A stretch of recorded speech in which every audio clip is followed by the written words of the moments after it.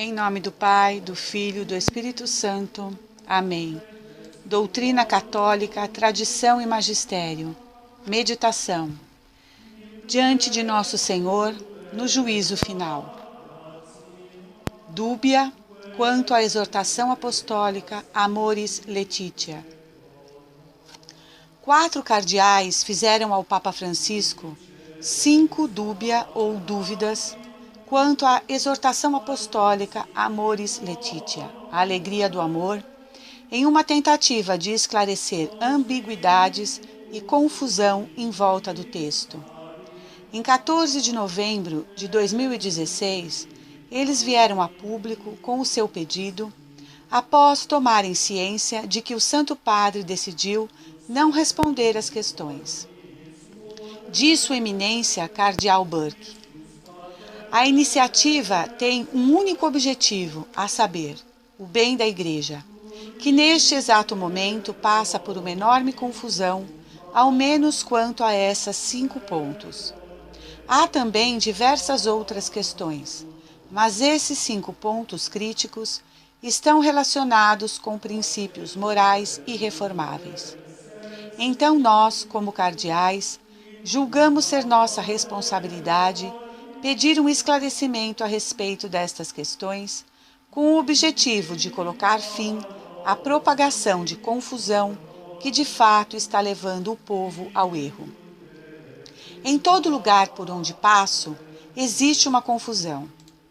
Os padres estão divididos, os padres separados dos bispos e os próprios bispos entre si. Há uma tremenda divisão que se estabeleceu na Igreja, e esta não é a maneira da Igreja. É por isso que chegamos a um acordo sobre essas questões morais fundamentais que nos une. O capítulo 8 de Amoris Laetitia é de especial preocupação. Tem sido a fonte de todas essas discussões confusas. Mesmo diretrizes diocesanas estão confusas, em erro. Temos uma espécie de diretriz em uma diocese, por exemplo, afirmando que os padres são livres no confessionário, se julgarem necessário, para permitir a uma pessoa que vive em uma união adúltera e permanece nesta condição ter acesso aos sacramentos, enquanto em outra diocese, de acordo com o que sempre foi a prática da Igreja, o padre pode conceder tal permissão àqueles que fazem um firme propósito de emenda para viver castamente dentro do matrimônio, isto é, como irmão e irmã, e para apenas receber os sacramentos em um local onde não haja risco de escândalo. Isso realmente tem que ser tratado. Mas depois há outras questões na dúbia, além deste ponto particular dos divorciados recasados, que diz respeito ao termo intrinsecamente mal, com o estado de pecado e com a correta noção de consciência. Se tomarmos a questão do matrimônio, a Igreja ensina que o matrimônio é indissolúvel, segundo a palavra de Cristo, que nos ensinou: aquele que se divorciar de sua mulher e se casar novamente comete adultério. Portanto, se você é divorciado, não pode entrar em uma relação marital com outra pessoa, ao menos que o vínculo indissolúvel ao qual está ligado seja declarado nulo, isto é, não existente. Porém, se você diz, bem, em certos casos, uma pessoa vivendo em uma união matrimonial irregular pode receber a Sagrada Comunhão, então só pode restar uma das duas. Ou o matrimônio realmente não é indissolúvel, como, por exemplo, na espécie de teoria da iluminação do cardeal Walter Casper, que disse que o matrimônio é um ideal ao qual não podemos, realisticamente, manter as pessoas. Nesse caso, perdemos o senso da graça do sacramento, que permite aos casados viverem a verdade de sua aliança matrimonial, ou a Sagrada Comunhão não é a comunhão com o corpo e sangue de Cristo. É claro, nenhuma das duas é possível. Elas contradizem o ensinamento constante da Igreja desde o início e logo não podem ser verdadeiras. Estamos apenas apresentando o que a Igreja sempre ensinou e praticou ao fazer essas 5 questões que abordam o ensino e prática constantes da Igreja. As respostas a essas perguntas fornecem uma ferramenta interpretativa essencial a Amoris Laetitia. Elas devem ser expostas publicamente, pois muitas pessoas dizem: estamos confusos e não compreendemos por que os cardeais ou alguém com autoridade não falam e nos ajudam. Trata-se de algo que empreendemos com o maior sentido de nossa responsabilidade enquanto bispos e cardeais. Porém, empreendemos também com maior respeito pelo munus petrino, porque se ele não defende esses princípios fundamentais da doutrina e disciplina, então, praticamente falando, a divisão entrou na Igreja, o que é contrário à sua própria natureza. O Papa é o fundamento da unidade dos bispos e de todos os fiéis. Essa ideia, por exemplo, de que o Papa deva ser algum tipo de inovador, que está conduzindo uma revolução na Igreja ou algo do tipo, é completamente alheia ao munus petrino. O Papa é um grande servo das verdades da fé, como elas foram transmitidas de modo ininterrupto desde o tempo dos apóstolos. Temos esta responsabilidade perante o povo para quem somos bispos e uma responsabilidade ainda maior como cardeais, que são os principais conselheiros do Papa. Para nós, permanecer em silêncio sobre estas dúvidas fundamentais que surgiram como resultado do texto de Amoris Laetitia seria de nossa parte uma grave falta de caridade para com o Papa e uma grande falta no cumprimento de nossos deveres, de nosso próprio ofício na Igreja. Dizem que somos apenas 4 bispos. Bem, a questão não são os números. A questão é a verdade. No julgamento de Santo Tomás More, alguém disse-lhe que a maioria dos bispos da Inglaterra aceitaram a ordem do rei, mas ele disse que isso poderia ser verdade, mas que os santos no céu não aceitaram. Esse é o ponto.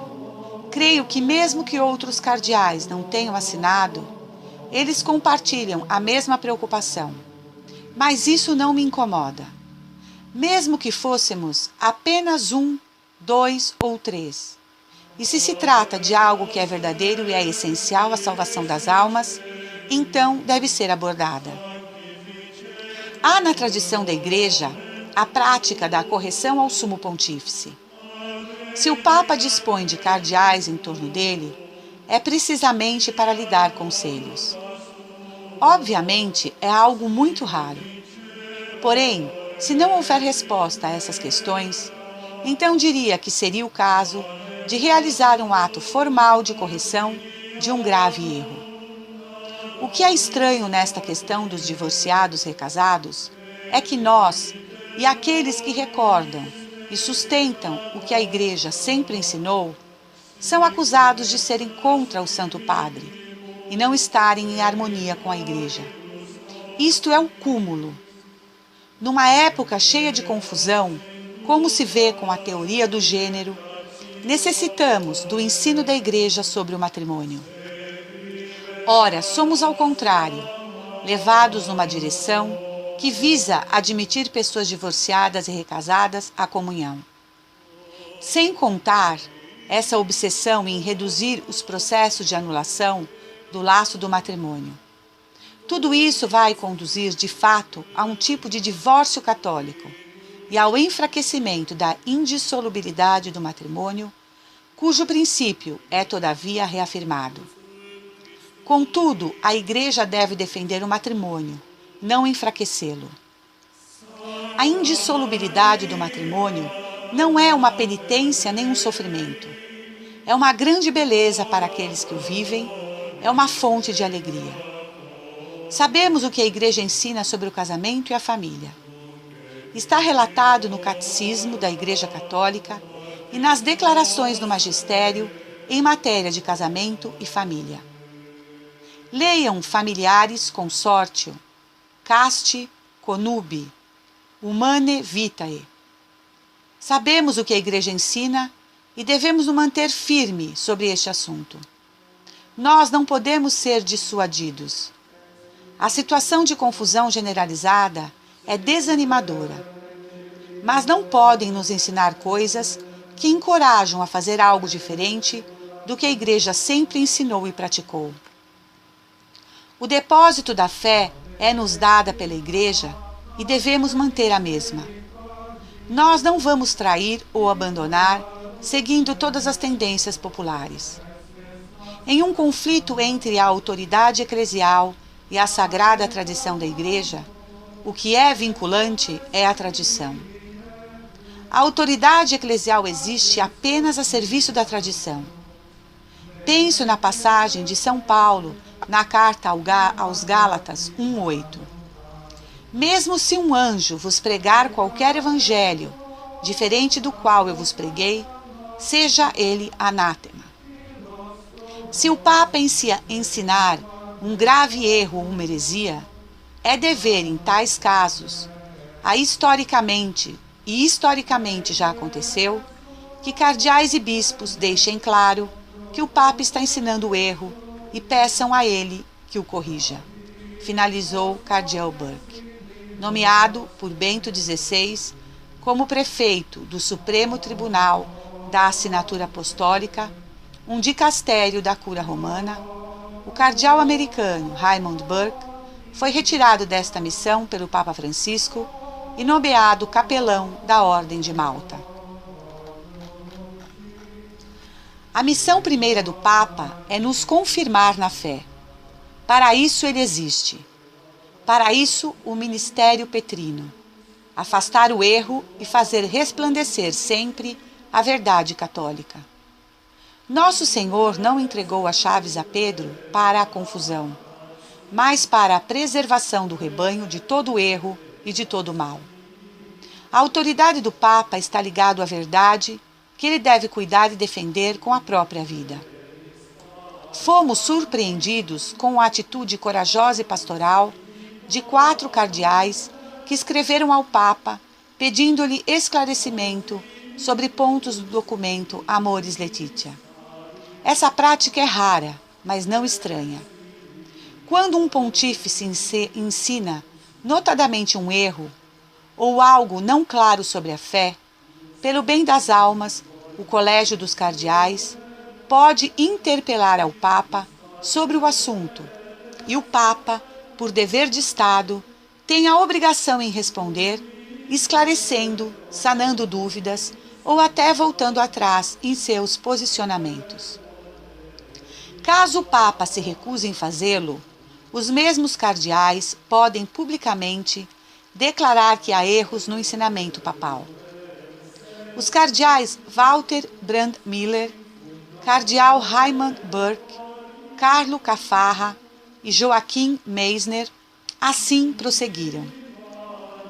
Alencaram ao Papa Francisco vários pontos preocupantes em seu documento Amoris Laetitia e pediram respeitosamente da parte do Papa um esclarecimento. Notem que não se trata aqui de simples leigos, padres ou até mesmo bispos, embora qualquer um batizado pode interpelar o Santo Padre. Tratam-se de cardeais, de príncipes da Igreja, que têm a missão, em comunhão com o Papa, de cuidar das coisas da fé. O cardeal Robert Sarah, prefeito da Congregação para o Culto Divino e a Disciplina dos Sacramentos, disse: Eu faço parte daqueles, e somos muitos, que não permitirão que a pastoral substitua a doutrina. A quem lhe pergunta se a Igreja Católica deve abrir-se sobre temas como a comunhão aos divorciados novamente casados, uniões gays ou novas famílias, responde: Mas a Igreja já é aberta. Os divorciados têm o seu lugar, assim como seus filhos. Mesma coisa para os homossexuais que devem ser acompanhados em seu caminho de fé. Mas agora se fala de abri-la ainda mais. A tradição é um tesouro a ser preservada, porque a Igreja, que agora está entrando no 3º milênio de sua história, deveria mudar? Uma sociedade sem Deus, uma sociedade secularizada, não pode satisfazer as necessidades do homem. Nossa batalha é Cristo e nosso ponto de referência é o Evangelho. A doutrina é o fundamento sem o qual a casa se desmorona. Finalizou Sara, que foi nomeado bispo em Guiné há 34 anos por João Paulo II e feito cardeal em 2010 pelo Papa Bento XVI. Eis a seguir as 5 questões colocadas pelos cardeais ao Sumo Pontífice. Primeiro, pergunta-se se, de acordo com quanto se afirma em Amoris Laetitia, número 300 a 305, se tornou agora possível conceder a absolvição no sacramento da penitência e, portanto, admitir a Sagrada Eucaristia, uma pessoa que, estando ligada por um vínculo matrimonial válido, convive, more uxório com outra, sem que estejam cumpridas as condições previstas por familiares consórcio, número 84, e, entretanto, confirmadas por reconciliatio et penitentia, número 34, e por sacramentum caritatis, número 29. Pode a expressão, em certos casos, da nota 351, número 305, da exortação Amoris Laetitia, ser aplicada a divorciados com uma nova união que continuam a viver more uxório? Segunda, continua a ser válido, após a exortação pós-sinodal Amoris Laetitia, número 304, o ensinamento da encíclica de São João Paulo II, Veritatis Splendor, número 79, assente na Sagrada Escritura e na tradição da Igreja acerca da existência de normas morais absolutas, válidas sem qualquer exceção, que proíbem atos intrinsecamente maus? Terceira, depois de Amoris Laetitia, número 301, pode ainda afirmar-se que uma pessoa que viva habitualmente em contradição com o mandamento da lei de Deus, como, por exemplo, aquele que proíbe o adultério, Mateus 19, 3, 9, se encontra em situação objetiva de pecado grave habitual? Quarto, após as afirmações de Amoris Laetitia, número 302, relativas às circunstâncias atenuantes da responsabilidade moral, ainda se deve ter como válido o ensinamento da encíclica de São João Paulo II, Veritatis Splendor, número 81, assente sobre a Sagrada Escritura e sobre a tradição da Igreja, segundo o qual as circunstâncias ou as intenções nunca poderão transformar um ato intrinsecamente desonesto pelo seu objeto num ato subjetivamente honesto ou defensível como opção? Quinto, depois de Amoris Laetitia, número 303, ainda se deve ter como válido o ensinamento da encíclica de São João Paulo II, Veritatis Splendor, número 56, assente sobre a Sagrada Escritura e sobre a tradição da Igreja, que exclui uma interpretação criativa do papel da consciência e afirma que a consciência jamais está autorizada a legitimar exceções às normas morais absolutas que proíbem ações intrinsecamente más pelo próprio objeto? Cito o texto ao final da carta dúbia dos 4 cardeais entregues ao Papa Francisco, onde se lê: esperamos que ninguém interprete esse fato nos termos do esquema progressistas conservadores. Seria um engano.